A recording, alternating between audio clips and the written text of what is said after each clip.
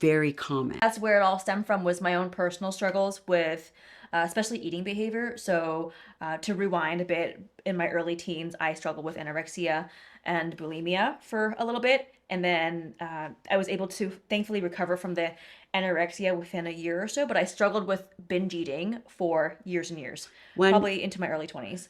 And we've heard this story, which is fascinating. A lot of entrepreneurial, successful women, we hear in their past It's so that common. it's very High common. prevalence. I think it has to do with a lot of like high achieving perfectionistic tendencies, as well as, at least for me, as a teen, I really cared, as many people do.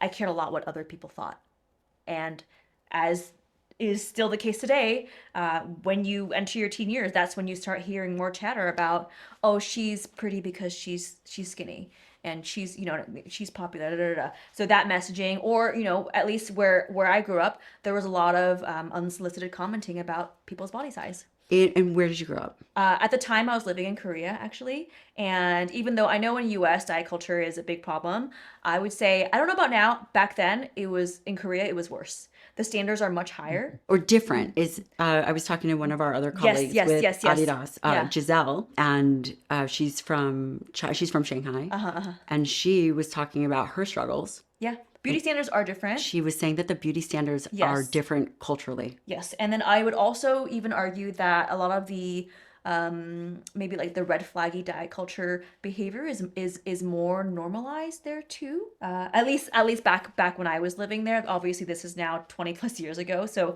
I don't know how much times have changed since then. But that was my experience growing up there. So there was a heavy emphasis placed on, especially girls, women being thin, where I would have a friend's mom say, "Oh, I haven't seen you in a while. You look great. You look even better if you lose 10 pounds or like, 4 kilos or whatever." Like, and I was 14 years old. Wow. 14 years old. And at the time, of course, you're not old enough for your brain. Your brain's not at the level yet where you're like, "Oh, you're the problem for saying this to me." You think, "Oh, you must be right." Maybe, and then the next day you stop eating lunch.